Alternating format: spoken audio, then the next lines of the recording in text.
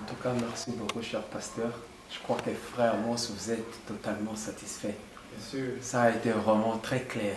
Très clair. Nous avons compris que la grande tribulation, ça durait, c'est 3 ans et demi. Ce n'est pas quelque chose de spirituel. Ça a été bien éclairé.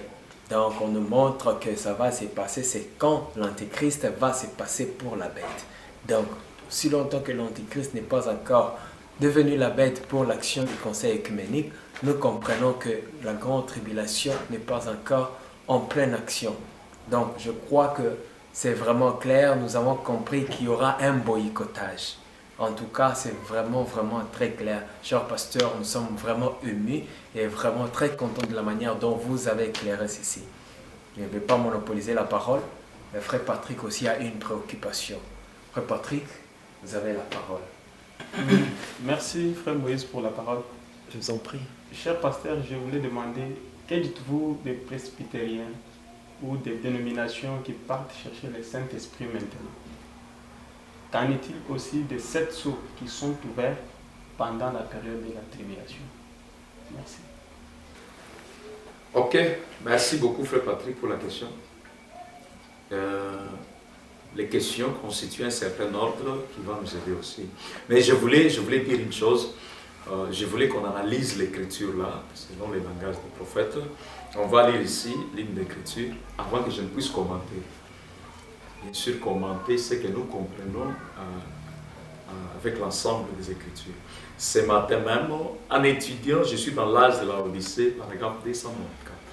Il dit, en étudiant le type de ces vierges, au moment même où les vierges folles, 3 points de suspension, la Bible dit, souvenez-vous-en, qu'un cri retentit. Il y a le cri qui retentit.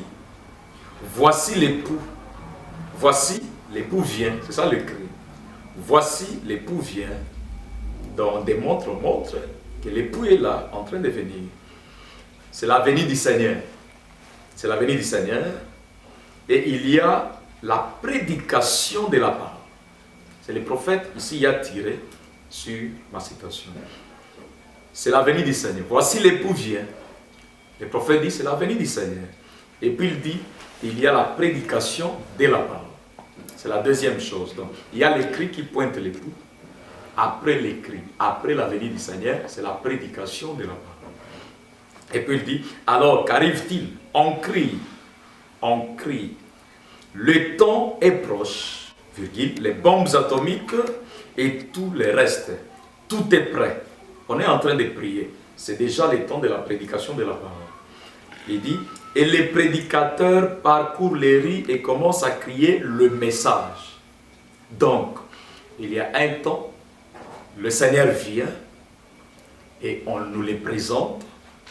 Et après qu'on nous l'ait présenté, on commence à prêcher la parole.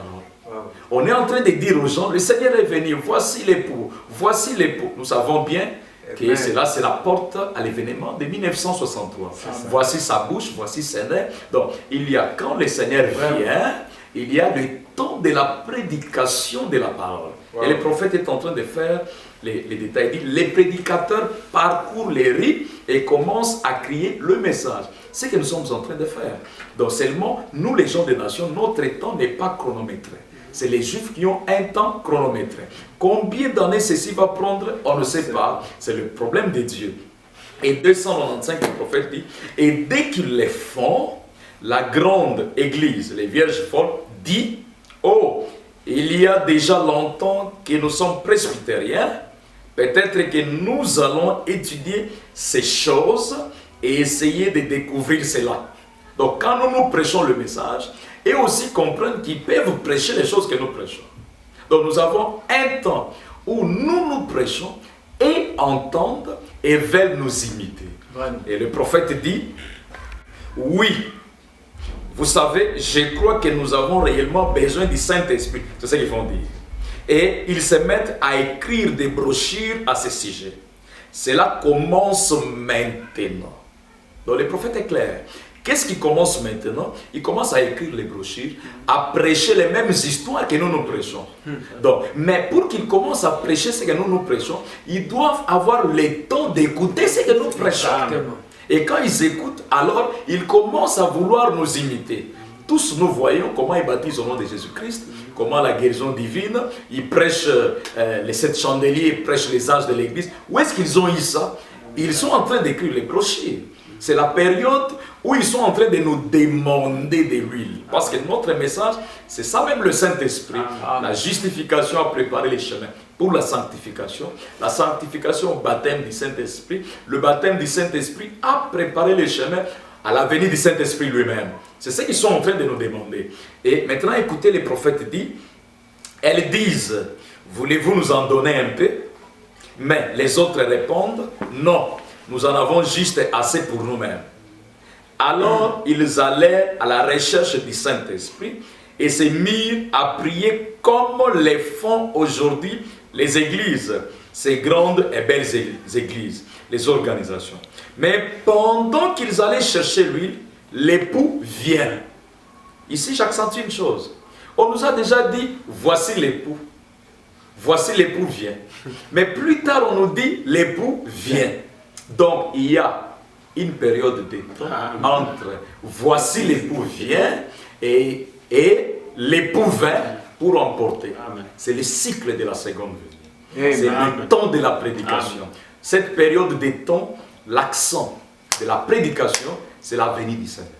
C'est pourquoi nous sommes en train de prêcher la venue du Seigneur. Amen. Et quand nous les prêchons, les vierges folles viennent nous demander de l'huile. Et Branham dit que l'huile, c'est la foi de l'enlèvement. Or, la foi de l'enlèvement, c'est seulement dans le message. Vous comprenez avec moi que, donc, pendant que nous prêchons ici, et ce qu'ils font, c'est de nous demander et d'aller chercher. Or, ils n'auront pas cela. Quand maintenant l'époux vient, il nous emporte. Nous quittons, nous partons dans l'enlèvement. C'est alors que la grande tribulation s'abatte. Donc, ils cherchent l'huile, ce n'est pas pendant la période de la tribulation, non.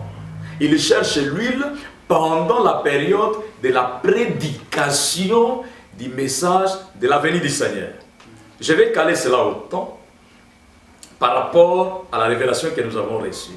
Mais je voulais ajouter la partie qui reste avec cette citation-là. Le prophète dit, au paragraphe 291, il dit, c'est au moment même où il commence à faire cela que l'époux vient prendre ce qu'il y avait de l'huile dans leurs lampes et ils s'en vont. Quand les autres arrivent, que se passe-t-il? Ils sont jetés dans les ténèbres du dehors. La période de la tribulation où il y aura des pleurs, des gémissements et des grincements des dents. Tandis que l'épouse est au ciel. Puis, à la fin de ces 3 ans et demi, c'est là que j'ai parlé de 3 ans et demi. Donc, à la fin de ces 3 ans et demi de la grande tribulation, il viendra comme Joseph et se fera connaître à ses frères. Donc, voilà un peu. La grande tribulation, c'est la période où la Vierge folle est jetée sur les lits de la mondanité. Ce n'est pas la période où il cherche l'huile. Il ne cherche pas l'huile pendant la tribulation, il cherche l'huile pendant que nous on prêche. Je voulais lire encore une écriture. Pourquoi ils ne reçoivent pas l'huile quand ils nous les demandent? C'est parce que l'âge pentecôtiste est tombé dans les chaos depuis 1956. Après cela, ils n'ont plus le Saint-Esprit.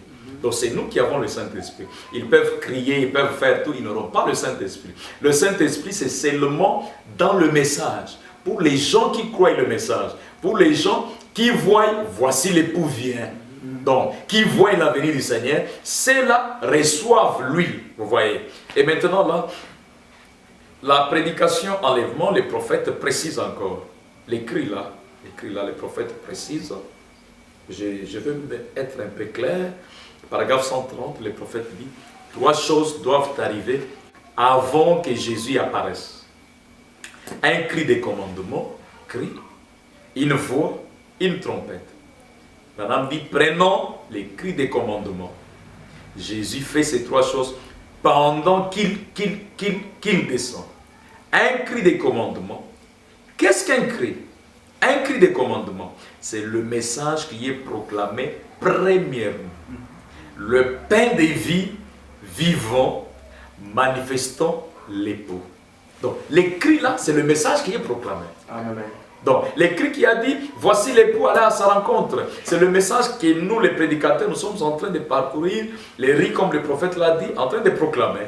Et maintenant, il dit, c'est le pain de vie, manifestons l'épouse. Donc, c'est le message, c'est Luc 17:30, c'est Apocalypse 10, c'est Hébreux 13:8, c'est Malachie chapitre 4 et toutes les autres promesses. Paragraphe 141, le prophète dit, il a ordonné que ces choses soient, et maintenant il doit envoyer ceci. La première chose qui arrive, lorsqu'il commence à descendre du ciel, est un cri de commandement. Qu'est-ce donc? C'est un message pour rassembler les gens.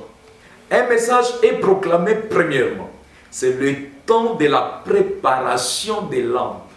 Non pas le temps du départ, mais plutôt le temps de la préparation des lampes. C'est le message que nous recevons. C'est le cri de minuit. C'est le cri des commandements. Et le prophète dit, levez-vous et préparez vos lampes. C'est le moment de préparer les lampes. C'est le temps de Malachie 4. Lorsqu'il il casse la pensée. C'est Luc 17:30. C'est Ésaïe. Toutes ces prophéties. C'est parfaitement déclaré dans les Écritures, ce qui se rapporte à ces jours. Nous les voyons se dérouler ici même. Donc c'est Luc 17:30. C'est Apocalypse 10.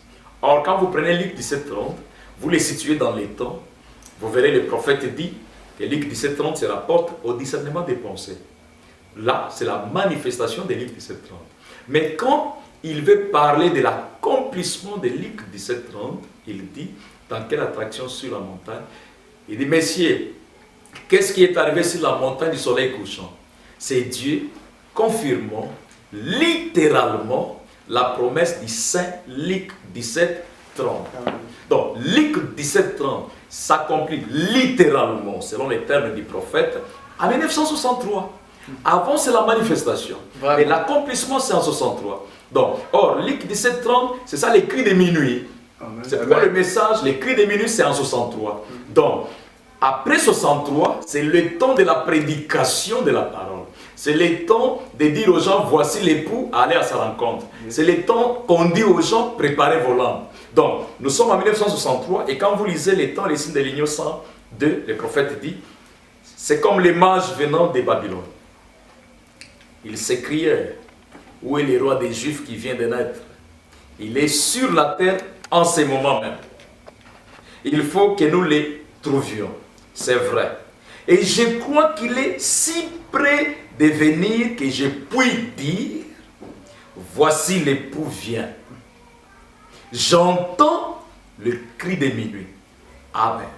Le prophète dit, il est sur la terre maintenant. Au point, il est prêt à venir. Au point que je puis dire, voici l'époux, allez à sa rencontre. Et lui-même dit, j'entends les cris de minuit. Les cris de minuit et la venue de l'époux se rapportent à l'année 1963. Donc, à partir de 63, nous commençons à proclamer le message de la venue du Seigneur. L'ange avait dit à William Branham de dire au peuple de ne pas faire attention au 7e messager pendant les années de préparation de son ministère. Mais qu'on fasse attention sur lui au moment où il va commencer à apporter son propre message. Amen. Et son propre message, c'est ne bois pas, ne fume pas, j'ai une œuvre à faire avec toi quand tu seras vieux. Ce qui se rapporte à l'ouverture des sceaux dans l'accomplissement. Bien sûr, dans la manifestation, on a Luc 17:30, discernement des pensées, mais qui était le deuxième pull. Donc, vous voyez un peu là. En fait, les cris, c'est en 1963. Et je reviens là pour aussi, je peux ajouter aussi un élément. Les sceaux qui s'ouvrent pendant la période de la grande tribulation. C'est une déclaration du prophète. Dans la prédication, les 6-8 de Gabriel à Daniel. Donc, les sceaux qui s'ouvrent pendant la période de tribulation. Je peux aussi vous faire remarquer une chose. Quand le prophète parle de Messias Slair, il croyait qu'il y avait 7 sceaux. Les sceaux à l'intérieur du livre, les sceaux à l'extérieur du livre. Je peux aussi vous faire remarquer un élément. Avant 63, avant l'ouverture des sceaux, le prophète, quand il décrivait l'homme, il disait qu'il y a le corps, il y a l'âme, et l'esprit est au centre de l'âme. Mais après 63, il a renversé pour dire que c'est l'âme qui est au centre de l'esprit. Avant l'ouverture des sceaux, les prophètes disaient que les cavaliers blancs, c'était le Saint-Esprit. Avant l'ouverture des sceaux, les prophètes disent que les sceaux sont ouverts pendant la période de la grande tribulation. Si je lisais avec vous la Brèche 48, les prophètes disent, les 7 sceaux retiennent le mystère du livre. Tant que nous n'aurons pas vu ce qui a été scellé par ces 7 sceaux, nous ne faisons que présumer ces choses. Oui, c'est l'écriture du prophète, vous voyez. Donc, si je peux relire, c'est-à-dire, les 7 sceaux retiennent le mystère du livre. Tant que nous n'aurons pas vu ce qui a été scellé par ces 7 sceaux, nous ne faisons que présumer ces choses.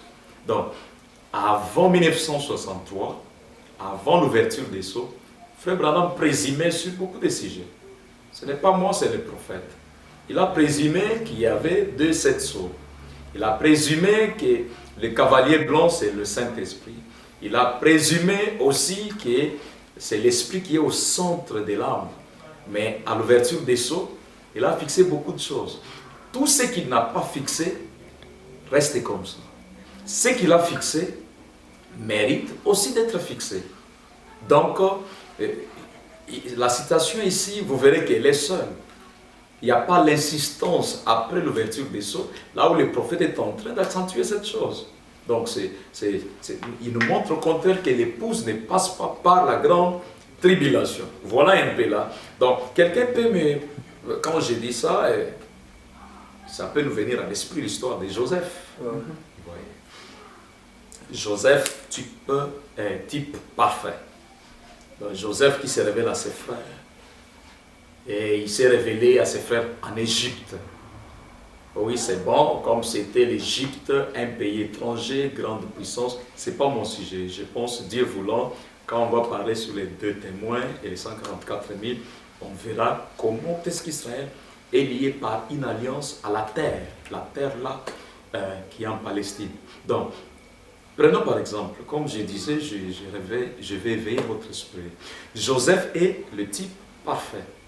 Comme il a reçu ses frères à l'étranger, donc Jésus reçoit, ou bien les 144 000 les reconnaissent aussi à l'étranger. Mais j'avais une petite question. Joseph est mort en Égypte. La mort de Joseph, comment est-ce qu'on va classer ça? Vous voyez. Et puis, quand vous prenez aussi, par exemple, Joseph est le type parfait. Le puits qui est la tombe, lequel est avant la croix. Vous pouvez voir, si nous voulons prendre le type parfait dans sa perfection. Joseph qui est en prison avec 2 personnes. L'un à droite, l'un à gauche. Frère Branham dit que cela s'applique à la croix. La prison là était où? En Israël ou en Égypte? Si la croix de Jésus c'était en Israël, donc Joseph, avec les 2 voleurs dans la prison, c'était aussi en Palestine. Or, c'était en Égypte. Ce qui veut dire que si le type est parfait, donc on prend Joseph, donc Jésus n'a jamais été crucifié en Israël. Il a été crucifié aussi en Égypte, parce que c'était la prison égyptienne.